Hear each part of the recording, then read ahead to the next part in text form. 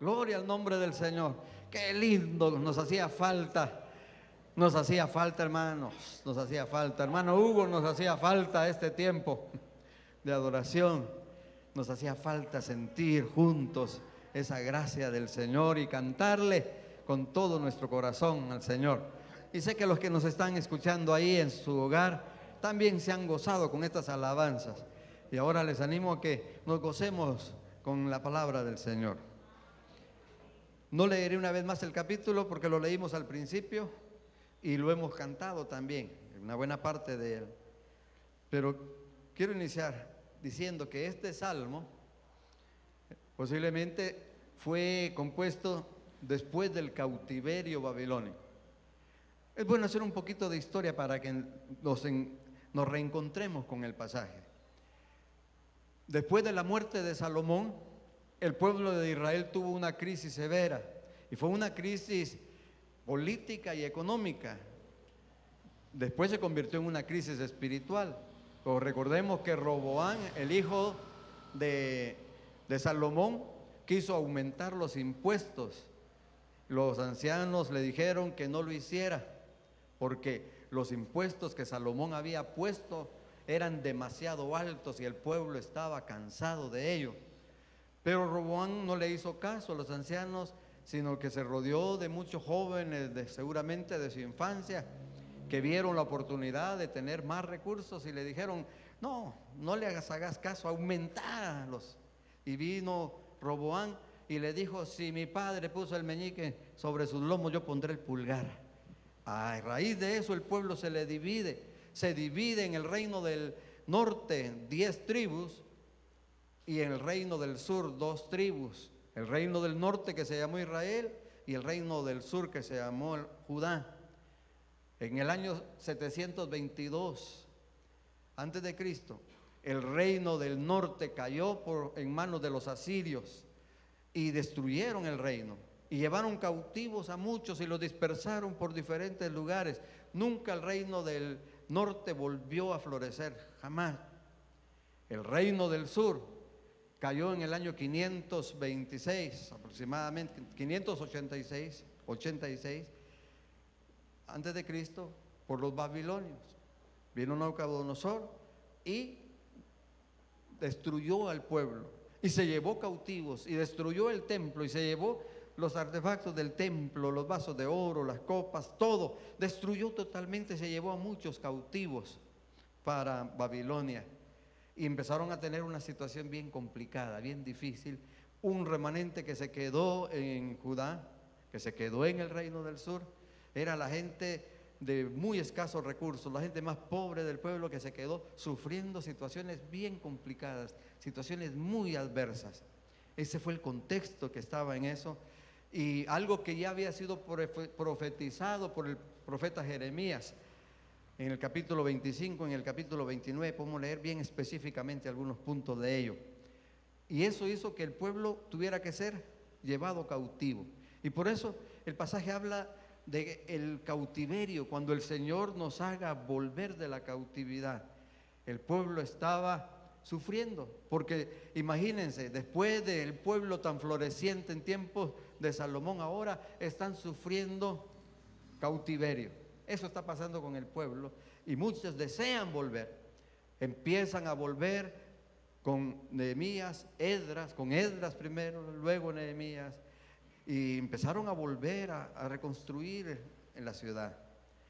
Y en esas circunstancias, bajo esa situación, para que pensemos lo importante de este salmo, porque está respondiendo a una situación bien complicada, dolorosa del pueblo, en lo comunitario y en lo individual.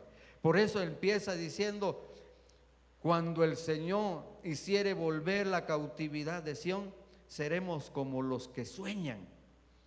Ahora miren la importancia de esto. Cuando el Señor hiciere volver la cautividad, seremos como los que sueñan. Es que para ellos ya estaban volviendo y estaban empezando a reconstruir la ciudad, los muros, después el templo, en reconstruir sus viviendas, a reconstruir la adoración al Señor ahí nuevamente en Jerusalén. y a ellos les parece como un sueño. El autor de este salmo está recopilando lo que el pueblo estaba sintiendo y experimentando, y para ellos el volver a su ciudad, aunque estaba en ruinas, era como un sueño. Casi no lo podían creer lo que estaba pasando. Y por eso dice, será como un sueño, seremos como los que sueñan, porque hay cosas en la vida y muchas personas creen que hay cosas en este tiempo que solo soñando las podemos resolver. Hay cosas tan complicadas, tan difíciles, aterradoras de esta época en la que vivimos. Igual en todas las épocas ha sido difícil para los que nos han antecedido, pero a nosotros nos toca experimentar esta. Y a veces creemos que va a ser difícil. Muchos pronostican tiempos totalmente adversos y no tienen a veces ni siquiera un poquito de esperanza. Para los que no tienen esperanza, para los que viven esa situación, puede ser que sea como un sueño ver que Dios pueda restablecer de la cautividad. Pero cuando hablamos de cautividad, el pueblo de Israel era una cautividad física, era real en el pueblo, pero también el pasaje se puede adaptar a la cautividad espiritual de la cual todos nosotros somos testigos. Fuimos cautivos de Satanás, estuvimos atados a él, al pecado, a los vicios, a muchas situaciones que eran contrarias a la voluntad de Dios y que nos hacían daño a nosotros y a nuestra familia y a quienes nos rodeaban. Pero el Señor nos ha hecho volver de esa cautividad. El Señor nos ha traído a Él de nuevo. Y para muchos es posible que digan, es que es como un sueño lo que Dios ha hecho en mi vida. Es un sueño lo que está pasando conmigo. Porque cuando ven el tiempo de su cautiverio, lo que ocurría mientras estaban en ese cautiverio espiritual, y ahora ven lo que está pasando, ven como que es un sueño, pero más que un sueño es una realidad, es una verdad. Somos libres en el Señor del cautiverio. Y por eso dice en el verso 2, entonces nuestra boca se llenará de risa y nuestra lengua de alabanza. Es que, hermanos, cuando uno está atado por el enemigo, cuando uno está oprimido por el enemigo, se cierran los labios. Es difícil cantar, es difícil reír, es difícil gozarse en una situación en la que estamos sufriendo o que vemos a un ser amado sufrir, sea por enfermedad o por diversas situaciones de esta vida, por la delincuencia que hay, por los accidentes, por tantas cosas. Hay veces que el enemigo viene a oprimirnos, no a poseernos, porque el diablo no puede poseer ningún corazón en el cual habita Jesucristo. No podrá jamás, pero sí puede venir a oprimir, a querer poner zozobra en el corazón. Pero cuando hemos sido libres de ese cautiverio, podemos reír, podemos gozarnos en la presencia del Señor, podemos levantar nuestras manos, podemos danzar en la presencia del Señor, pero esa danza que nace del Espíritu, que nace por el toque del Espíritu Santo que nos hace mover. Podemos gozarnos en la presencia del Señor. Nuestra boca se llena de risa, se llena de alegría, se llena de gozo. La tristeza se puede hacer a un lado porque nuestra boca se llena de alabanzas al Señor. Y entonces podemos venir y traer sacrificio de alabanza a nuestro Dios. Sacrificio de labios que honran al Señor, porque estamos libres. Nuestra boca no está atada por las circunstancias, por la opresión del enemigo, sino que podemos con todo nuestro ser cantar, como decía aquel cantante suramericano, cristiano por supuesto, decía, y ahora vamos a cantar con toda nuestra garganta, porque le estamos cantando al Dios de la alabanza.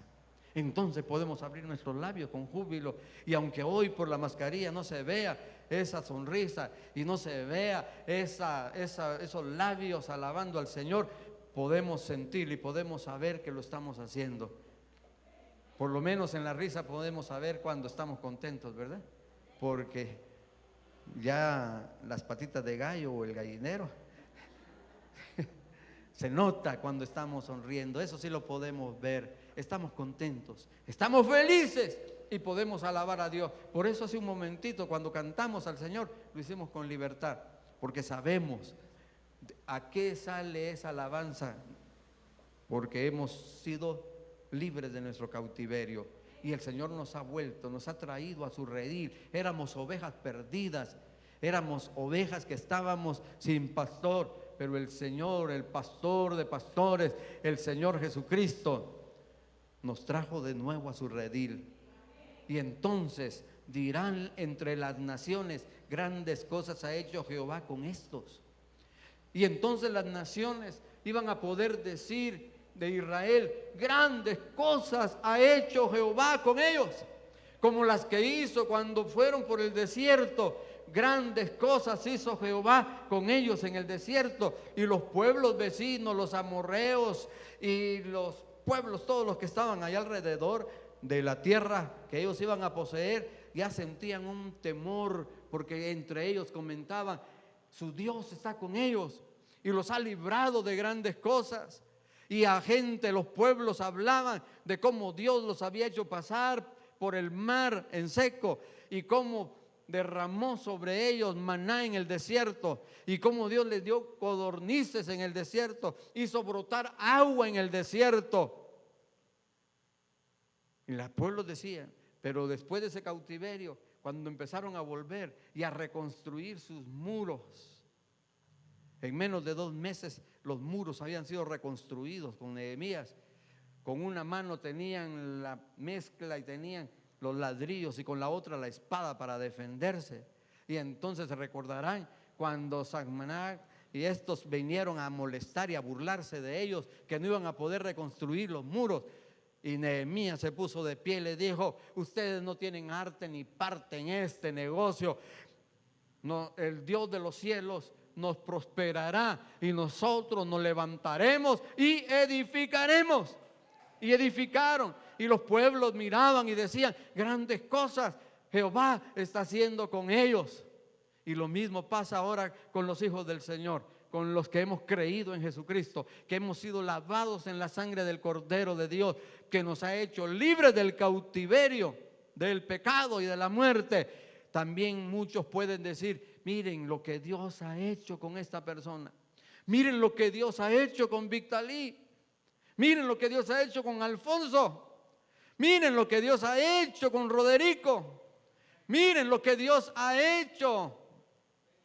Porque la gente ve lo que Dios está haciendo con nosotros. Y me refiero no solamente al perdón de nuestros pecados, cuando testificamos de la sanidad que Dios ha hecho, cuando testificamos de los milagros de Dios en nuestra vida, la gente que nos rodea, que nos conocieron cómo éramos, cómo andábamos, cómo vivíamos. Los que nos conocieron cuando el matrimonio estaba a punto de romperse, de destruirse, y la familia, y ahora ven una familia integrada, hermosa, hermanos. Dicen: grandes cosas el Señor está haciendo con ellos. Dios está haciendo grandes cosas con ellos. Pero no solamente la gente que nos mira, porque sigue diciendo: grandes cosas ha hecho Jehová con nosotros, estaremos alegres. Grandes cosas ha hecho Jehová con nosotros. No solo la gente que nos conoce van a decir, los vecinos, los amigos, los compañeros de trabajo, compañeros de estudio, no solo ellos van a decir: grandes cosas están pasando en la vida de él o de ella, grandes cosas Dios está haciendo con ellos, grandes cambios Jesucristo ha hecho en sus vidas, sino que nosotros también podremos decir: grandes cosas ha hecho Jehová con nosotros. No bastaría el tiempo de hoy ni de toda la semana para darle a cada uno un tiempo para que nos testifique y nos diga qué cosas grandes ha hecho Jehová con cada uno de nosotros. Pero grandes cosas ha hecho Jehová con nosotros. Nos ha librado de la muerte, nos ha librado de enfermedades, nos ha librado de peligros, nos ha librado de accidentes, nos ha librado de la misma muerte, de las garras de Satanás, nos ha librado de los dardos de fuego del maligno, y nos tiene en libertad. y por eso podemos sonreír y por eso podemos alabar al Señor, porque grandes cosas ha hecho el Señor con nosotros, estaremos alegres. Es cierto que la tristeza llega en un momento, y recuerdo la anécdota esta, que fue algo cierto, no es simplemente anécdota. Que un evangelista iba a predicar y tenía la congregación y dijo: ¿cuántos están tristes? Y todos, ninguno bajó la mano, uno levantó la mano y dijo: ¡ay! No entendió. ¿Cuántos están tristes? Como siempre se dice que todos los creyentes debemos estar alegres todo el tiempo, pero hay momentos que no, pero Dios puede cambiar eso. Y esta persona volvió a levantar la mano y dijo: yo estoy triste, algo está pasando en mi vida y estoy triste. Y entonces cambió la mentalidad del otro. Dijo: vamos a ministrar al hermano. Y oraron por él para que esa tristeza que había en él, tocado por el poder de Dios y el Espíritu, se convirtiera en alegría y gozo al ver que Dios en su presencia divina lo estaba envolviendo en su mano y dándole serenidad y dándole esperanza.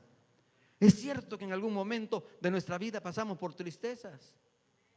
Hermana Lourdes, somos humanos y a veces pasamos por tristezas.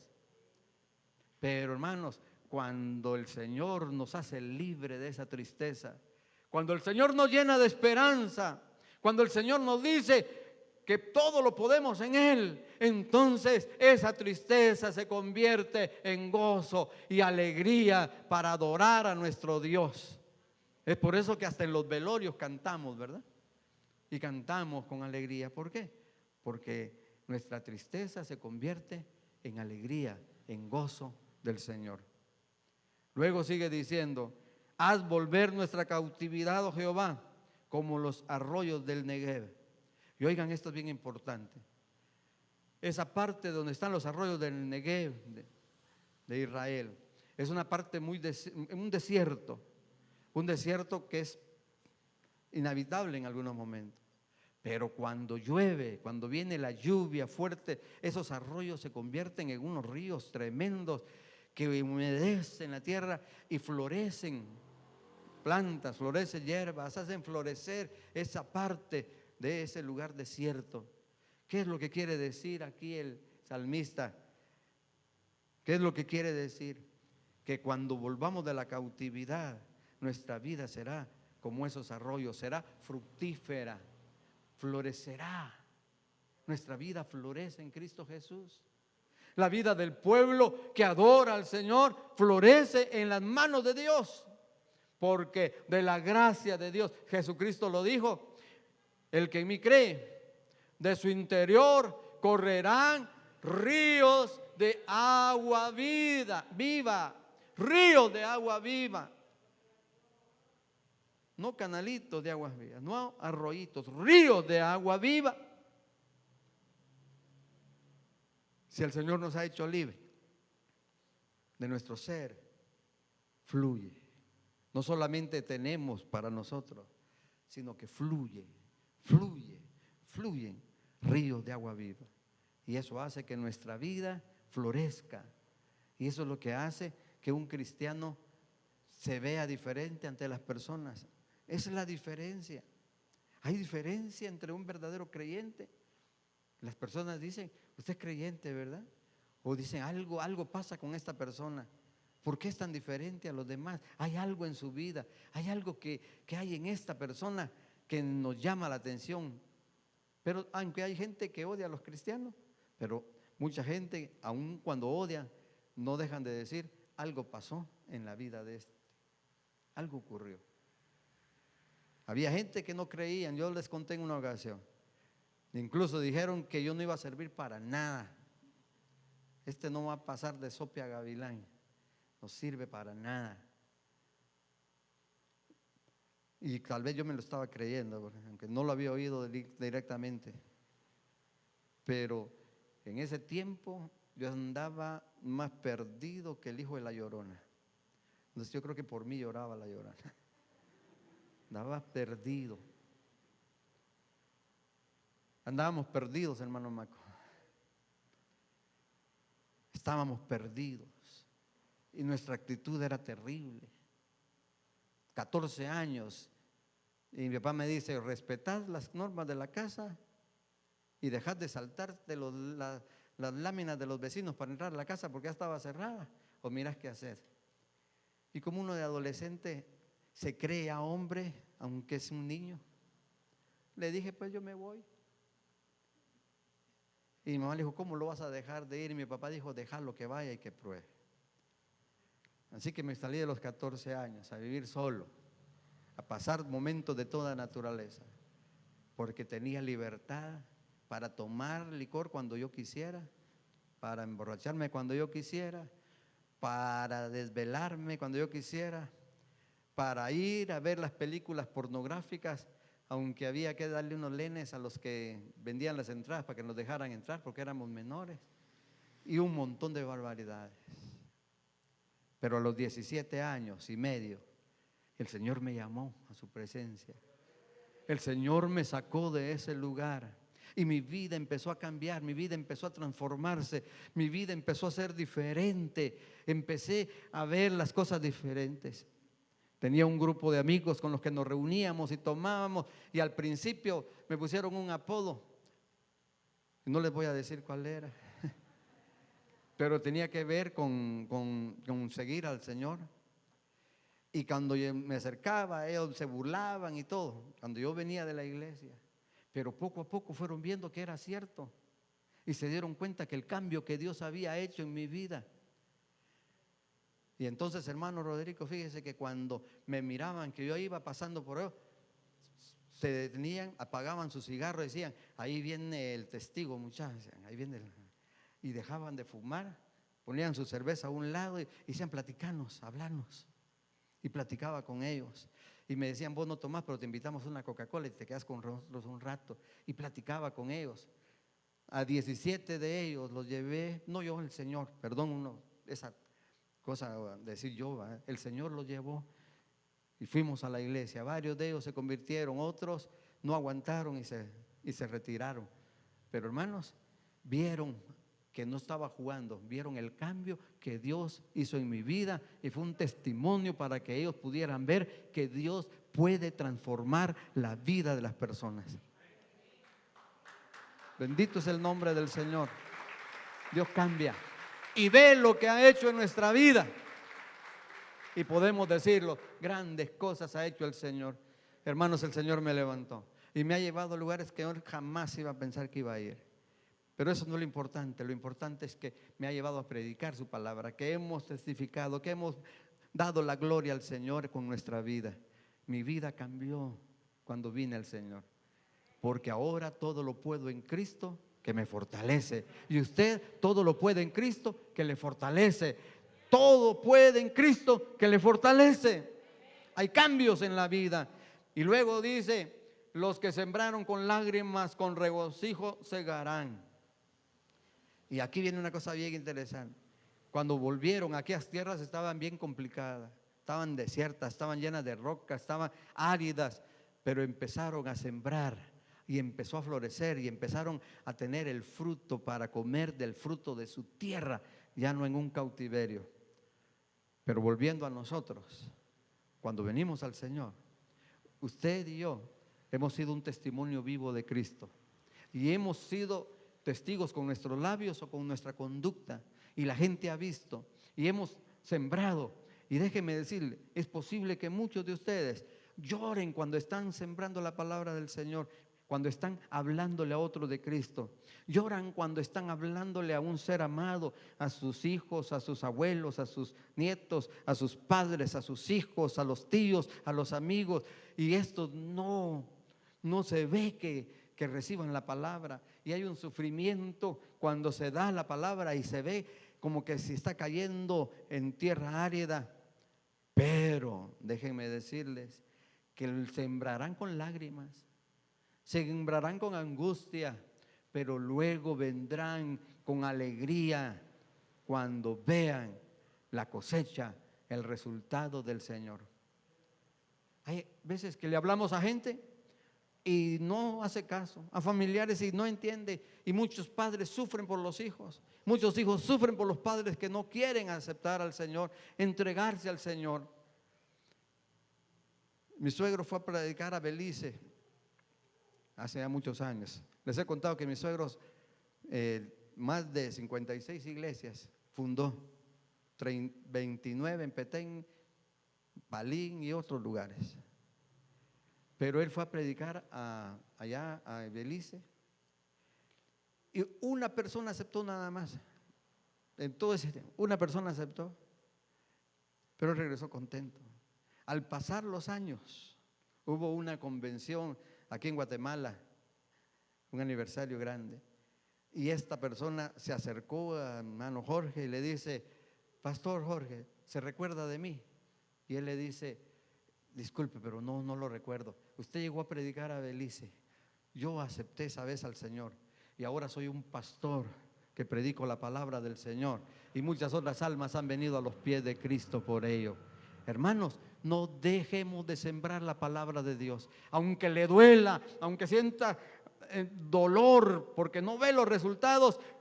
Como dijo el apóstol: yo sembré, Apolo regó, pero el crecimiento lo da el Señor, y con el tiempo veremos la transformación de las personas, porque la palabra de Dios siempre hará lo que Él quiere en la vida de cada uno. Algunos nos toca más tiempo para reaccionar, otros menos, pero lo importante es que el Señor puede librarnos de todo tormento y de toda incertidumbre, de toda duda, y sigamos predicando la palabra del Señor.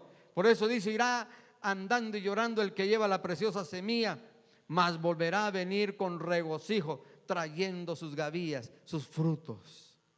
Hermanos, Dios nos ha hecho libres. Pónganse de pie, por favor. Yo no quiero terminar este momento sin que volvamos a cantar ese canto, pero ahora que ya sabemos por qué lo cantamos, lo vamos a cantar con más gozo, que ese sea el momento de ministración de cada uno. Pero antes yo quiero saber, ¿hay alguien en esta ocasión que se ha alejado de Dios y quiere volverse a Dios? Quiere volverse y decirle: yo me reconcilio contigo, Señor, porque me he alejado, te he dado la espalda. Tú me habías libertado, me habías sacado de ese cautiverio y volví a ese cautiverio. Estoy en peligro, pero yo quiero volverme a ti, Señor. Yo le pido que levante ahí donde está su mano, y uno de los hermanos líderes de la iglesia se acercará para orar. O sea, hay alguien que quiera entregar su vida a Jesucristo, está cautivo por el Satanás y su pecado le está trayendo dolor, tristeza, pena, angustia. Su entorno se está destruyendo por su vida lejos del Señor. Yo le animo que esta mañana levante su mano, pero no es su mano solo la que va a levantar. Cuando levante su mano, va a levantar su corazón y se va a humillar y se va a entregar a Cristo y le va a decir: Señor, entra a mi vida, líbrame de ese cautiverio, para que yo pueda también decir más adelante que grandes cosas has hecho por mí. ¿Hay alguien que quiera aceptar a Jesucristo esta mañana? Que quiera decirle: Señor, líbrame de ese cautiverio, líbrame de ese cautiverio, sácame de ese pozo de la desesperación. ¿Alguien quiere entregar su vida a Jesucristo esta mañana? ¿Alguien quiere reconciliarse con el Señor? Muy bien. Ustedes saben cómo es mi filosofía de ministerio. Yo creo que la gracia es cara. La gracia es cara, no es barata. Así que es importante que apreciemos la gracia divina del Señor. Por gracia hemos sido salvos, no por nosotros mismos, es un don de Dios. Disfrutemos de esa gracia de Dios, disfrutemos de esa gracia bendita del Señor. Entonces, así como están, solo quiero hacer una oración y luego yo quiero verlos y junto con ustedes y ustedes que me escuchan en la casa, si están sentados, párense y canten al Señor.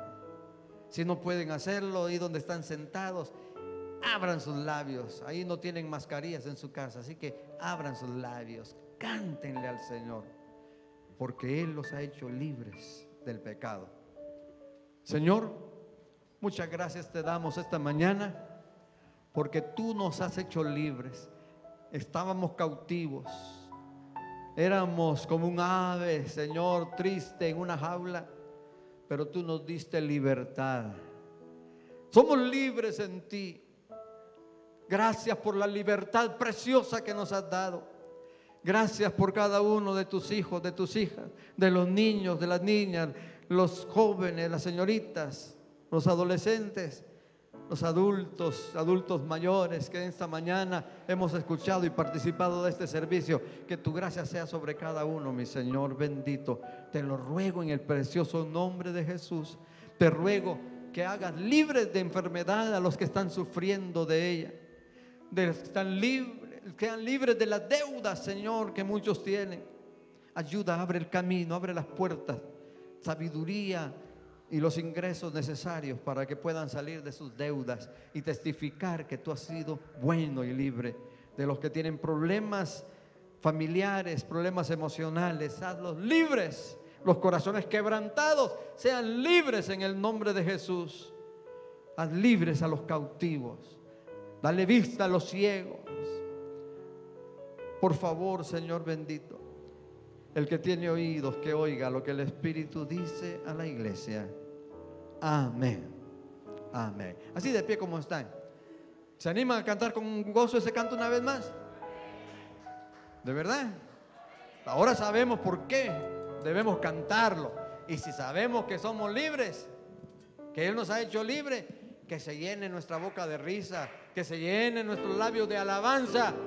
Y si siente levantar sus manos, lo que el Espíritu de Dios le ponga, que sea algo que surja del Espíritu de Dios en su vida, dele al Señor el gozo. Amén. Cantémosle, hermanos.